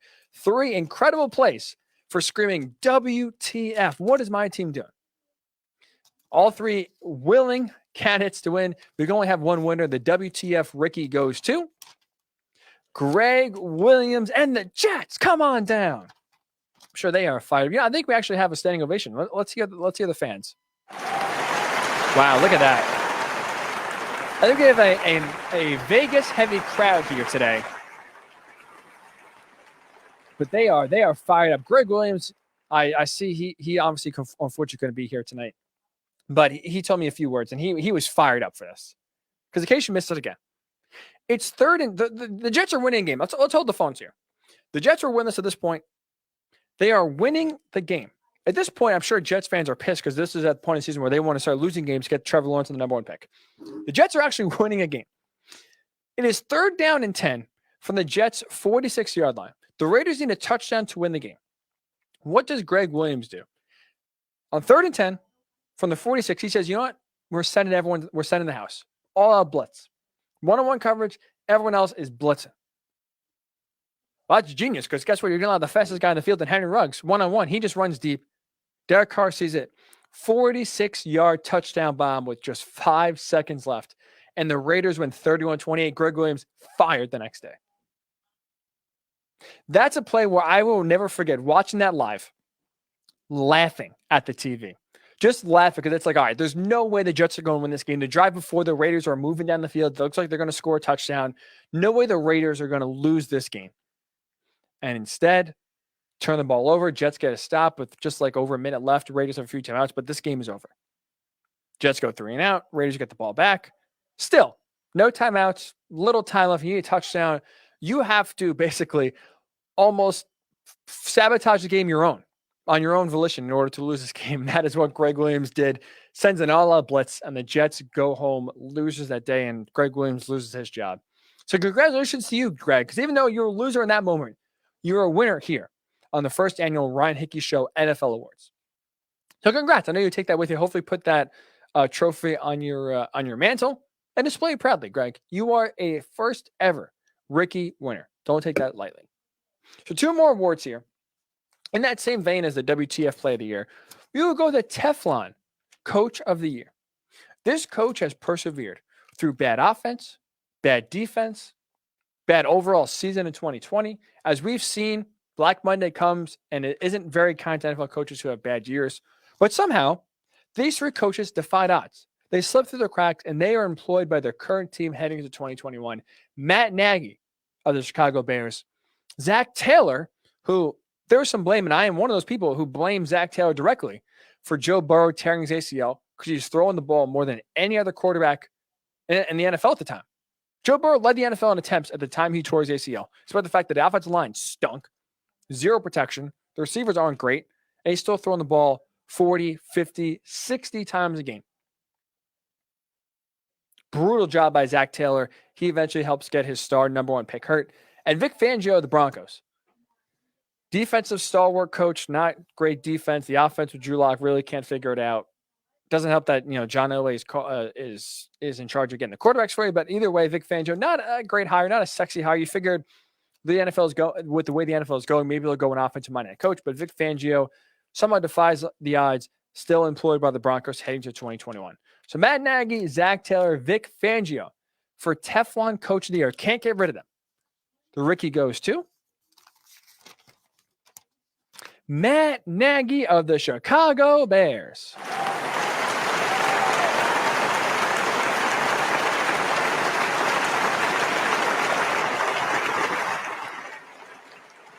Matt, congratulations. Listen, the people are going crazy. Congratulations to you because you are an inspiration to many. Because really the goal is, how can you do as little work as possible, maybe be as bad at your job as possible, but still get paid for it, still stay employed? And Matt Nagy really has perfected that because this guy, think about it, he is supposed to be an offensive guru. He is supposed to come from the Andy Reid tree, coming from Kansas City. He's supposed to know how to call plays, put guys in positions to succeed, figure out the offensive end. The defense, he's not a defensive guy. He'll figure that out. But offensively, he's supposed to get the most out of his team. Comes and inherits Mitch Trubisky. Now working out. What do? They bring Nick Foles in for competition. First of all, great move by Ryan Pace bringing in Nick Foles to make their quarterback situation worse, not better. And what happens in 2020? The offensive guru, the offensive genius, Matt Nagy, helps lead the Bears to a ranking of 26th in total offense. They were 22nd in points per game. He started Mitch Trubisky, said he won the starting job out of training camp, started him 2 games, midway through the 3rd game, despite the fact the Bears were 2-0, pulls Mitch Trubisky, puts Nick Foles, and Nick Foles leads to come back over, guess who, the Falcons. What a surprise. They blow another late lead. He rolls with Nick Foles. Well, guess what? The offense is even worse with Nick Foles than it was with Mitch Trubisky. They make the switch back to Mitch Trubisky, still not playing well. They go from 5-1, lose 6 games in a row, eventually do make the playoffs at 8-8. And let's not forget this. In the midst of the losing streak, the Bears were on Monday Night Football playing the Rams. Well, Brian Griese revealed on Monday Night Football that when he was talking to Nick Foles told him that there'd be certain times a play is called, and he in his headset, before the snap, before they even see the defense is in, he will hear Matt Nagy call and play and be like, oh boy, we are in trouble. This is not going to work. We can't block that play. We can't execute this play. This play is not going to work well. Could you imagine that? A quarterback, before the snap is even played, as soon as he hears the play call in his helmet, goes, oh, this is not going to work. This one, boys, chuck this on to an L. This one's not going to work out too well. So an offensive genius, an offensive guru, an offensive coordinator who had to give up his play calling duties midway through the year because he was struggling at it. Matt Nagy somehow, I don't know how, somehow was able to convince ownership that he deserves another shot in 2021, and they granted it to him. So despite being brutal in offense, having to give up your play calling duties because you're struggling at it, and basically, having a quarterback tell a national ESPN broadcaster that, hey, I will hear play sometimes realize this is not going to work out. You still keep your job. You are Teflon, so there's no getting rid of you, Matt Nagy. That is an incredible accomplishment. That job security is envied by a lot of people, including myself. Man, good to be you. So congratulations. Matt Nagy wins Teflon Coach of the Year. He is back in 2021, doing it again. And maybe, hey, not shy to give the award twice. Maybe this time when we do the second annual Ryan Hickey Show Awards, he will win that award again. It would be very interesting to see how this 2021 season goes for the Bears. I don't think it's going to go very well. And finally, the final Ricky we will hand out today. Uniform of the year. I love uniforms, personally. My mindset always is in order to play good, you got to look good. Players don't have swag. There's no way you're going to be playing well on the field. And that comes down to a lot of uniforms. To me, there was some good uniform changes here in 2020. We ranked all the different uniform changes, different teams, the Browns, the Rams, the Chargers, all unveiled different looks. A few other teams as well did so. The three winners, though, or not winners, the three candidates, finalists for uniform of the year. The Cleveland Browns, specifically with their brown tops, orange bottoms, sexy look. Beautiful. Good to see the Browns go back to retro look. How about the Bills? Speaking of alternates, I love the Buffalo Bills going their all red jerseys. Jersey tops, jersey bottoms, all red. They wore them in the color rush a few years ago against the Jets. They wore them most recently this year when they played the Steelers on Sunday Night Football. That all red look is tremendous. It is so, so good. Speaking of good, Dolphins retro throwback itself was also an incredibly good look. So three real contestants here, three real good candidates for uniform of the year. There can only be one for the rookies. The final rookie given out here for the 2020 NFL season uniform of the year goes to the Cleveland Browns.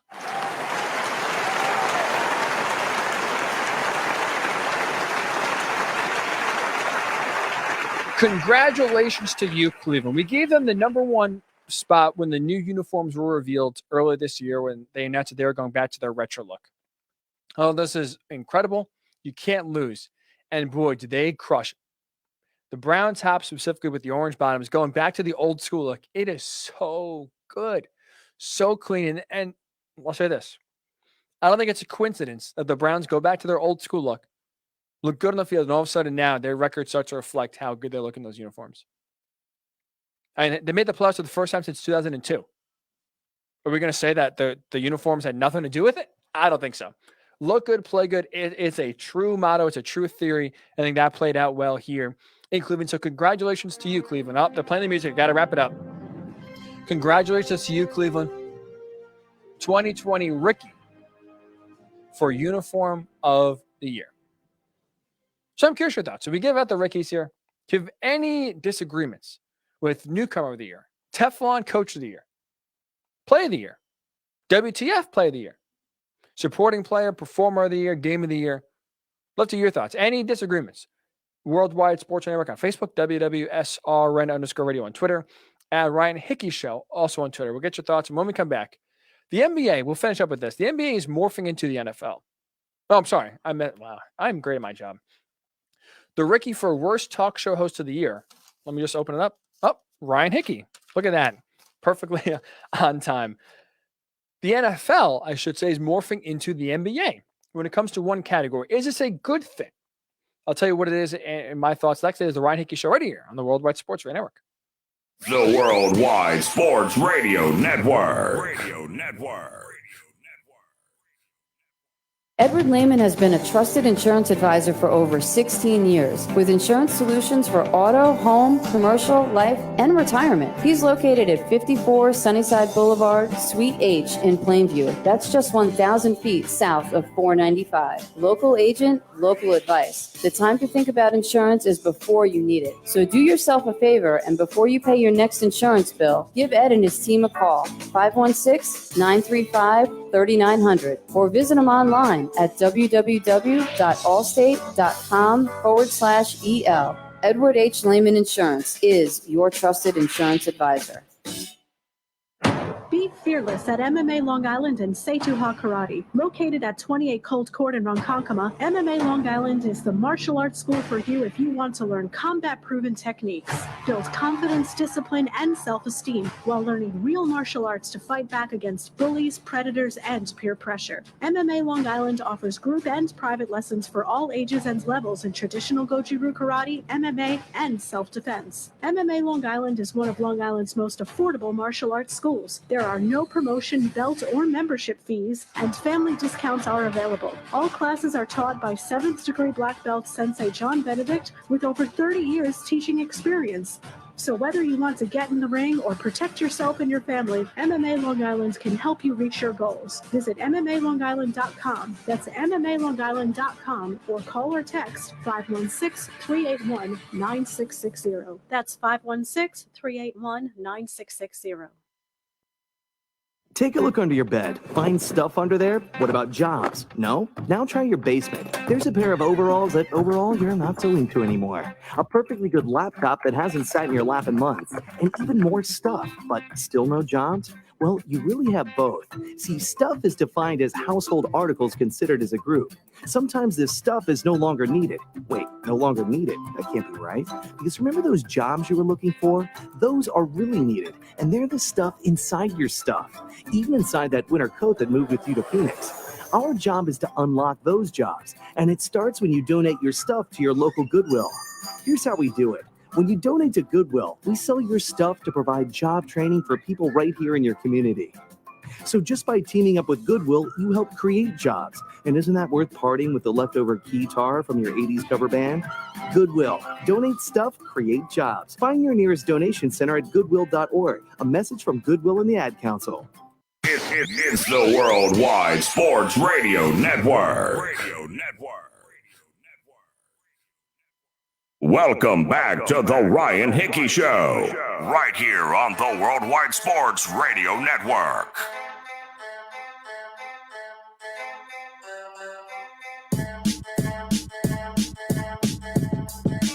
And welcome back into the Ryan Hickey Show right here on the Worldwide Sports Network. Just wrapped up the first ever Ryan Hickey Show NFL Awards, or for short, the Rickies.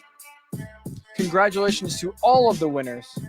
Ravens Browns for Game of the Year, Derrick Henry for Performer of the Year, Stephon Diggs for Supporting Player of the Year, Justin Jefferson won Newcomer of the Year, Greg Williams with the WTF Play of the Year for his all-out blitz, and that lost to the Raiders that kept the Jets winless, which is just incredible. Man, good for you, Greg. At least you won something this year. Teflon Coach of the Year goes to Matt Nagy. Can't seem to get rid of this guy despite how bad he is at his job. And Uniform of the Year, the Cleveland Browns did something right. Going back to the old school look. And guess what? Not only did they win Uniform of the Year, they made the playoffs for the first time since 2002. Coincidence? I think not. So congratulations to all those Ricky winners. Hopefully we'll do that. That was enjoyable. We'll do it again in 2022 with the second annual Ryan Hickey Show Awards, and maybe we can have a few live guests on to react to those awards that they won. So congratulations to all of the winners here who take home some hardware. The illustrious Ricky Awards. You can win, NFL awards. You can win an Oscar. You can win a Grammy. The Rickies, that's where that is at. So before we get here, I do want to bring up one thing. Speaking of the NFL, and we kind of talked a little with Ryan Mueller, who joined us just about an hour ago, former CFL, NFL, XFL player. And that is player movement now is starting to really infiltrate the NFL. We see it a lot in the NBA, right? I mean, any star, as we see, whether free agency or forcing a trade, can go to almost any team they would like. Anthony Davis forced his way to the Lakers. Most recently, James Harden forced his way out of Houston to the Brooklyn Nets. For a while, this was really relegated to just the NBA. It really stuck with the NBA because there are only 5 players on the court. These stars are getting so much more money than everybody else that they had so much power and could really control where they want to play, who they want to play with, and when they want to get traded. Well, now, we're starting to see that trend trickle into the NFL. Guys like Jalen Ramsey, who forced his way out of Jacksonville. Carlos Dunlap recently forced his way out of Cincinnati, got to the Seahawks. Jamal Adams, for you Jets fans, remember that he forced his way out, also go to Seattle. Carson Wentz, who hasn't been traded yet, is going to get traded, and he's basically forcing his way out of Philly. And Deshaun Watson, same boat as Carson Wentz. He will absolutely get traded without a doubt, and he will be on another team in 2021. So I'm curious. We see it in the NBA a lot. Now we're seeing it in the NFL. Do you like this trend? Do you like player empowerment, player movement now happening more often where players, despite the contract they signed, despite no matter when they even signed it? I mean, Carson Wentz, think about it, just signed his extension, was it last year, 2019? And now is forcing his way out. Like, you could sign a deal, and that doesn't really mean anything. You can, if you want and have enough power to force your way out of an organization, and we've seen teams abide by that and trade players. Do you like this trend? Because I actually do. I think, to me, it is good for the NFL for 2 reasons. Number one, I'll admit, is self-serving. I'll start there. More drama in the offseason. As a talk show host myself, obviously, one of the worst months, one of the deadest times of the sports calendar is right now in February. Middle of February, the Super Bowl has come and gone. The NFL season is kind of in between period where obviously the season just ended. The draft is still 2 months away. Combine stuff is happening. You're getting draft training. Free agency is still a month away. So you're in between period where it's a dead time. There's not much going on. Not many trades, rumors going around. It by far is one of the worst months in the sports calendar because the NBA season is in full swing, but the NBA season is a lot like the MLB season, to where the regular season is cool and you'll have some matchups, but because there's so many games, it's kind of hard to get juiced up or jacked up for a Thursday, let's say Lakers Clippers game, because it has so much impact on the season in the middle of February. It just doesn't happen. I watch the NBA, I enjoy the NBA, but you don't get as jacked up for an NFL game or an NBA game in the middle of February like you do for an NFL game. Same thing with hockey, college basketball, same thing. We're getting ready for March Madness, but we're not really getting into a lot of these games now for at least until another month. So February is one of the worst and the deadest months when it comes to sports. But selfishly, now if players are starting to force their way out, trying to have more power and change the future of their selves, it adds more drama. And what are we getting right now? More drama in February. Like, I'll ask you this. Hasn't this offseason already for the NFL been a lot of fun? Think about it. Since the season concluded, we've had Deshaun Watson now try to force his way out and basically demand to get traded. We've had Aaron Rodgers drop hints about his future, in part to maybe leverage some more power from the Packers. And we'll see where that ends up. Russell Wilson, most recently last week, going off and talking about how his offensive line is not happy with their play. But you can read in between the lines, it's more about not having a lot of power and trying to get his voice heard more often than it was. Carson Wentz, his future is being speculated upon because he's going to get traded. There are so many quarterback rumors right now that it adds to the intrigue, it adds to the fun. There are storylines to talk about that are fun to talk about that normally aren't around in February. So isn't this fun? I'm having a lot of fun. I hope you're having a lot of fun. I guess if you're a Texans fan, maybe you're not having a lot of fun. Or if you're a Seahawks fan worried about Russell Wilson leaving, maybe you're not having a lot of fun. But for me, NFL fan, team, my team as a Colts fan needs a quarterback. This has been a lot of fun so far this offseason, and I think that could only continue. The more players get power, if they don't see things going right, I think they could force their way out, and that'll add to a lot of drama, a lot of speculation. We will be looking at social media and trying to take hints like we do in the NBA, where players are liking Instagram pictures or tweets saying that they should go to this team, or dropping subtle hints on Instagram. It's fun. Not to mention, with the NBA, when players try to force their way out, sometimes it's amicable, where both the team and the player realize, hey, we can't continue this relationship anymore. You're going a different direction. I want to try to win. We'll agree to disagree, and we'll split our ways, and we'll try to work together to try to get me out of here. It works, and that happens. But sometimes players have to take their future into their own hands, and that is when even more drama starts, and that's when a lot of fun. Don't forget, remember Jimmy Butler when he was on the Timberwolves? He wanted his way out of Minnesota. What did he do when he wasn't getting listened to, when the Wolves weren't actually trying to trade him? How did he try to force his way out?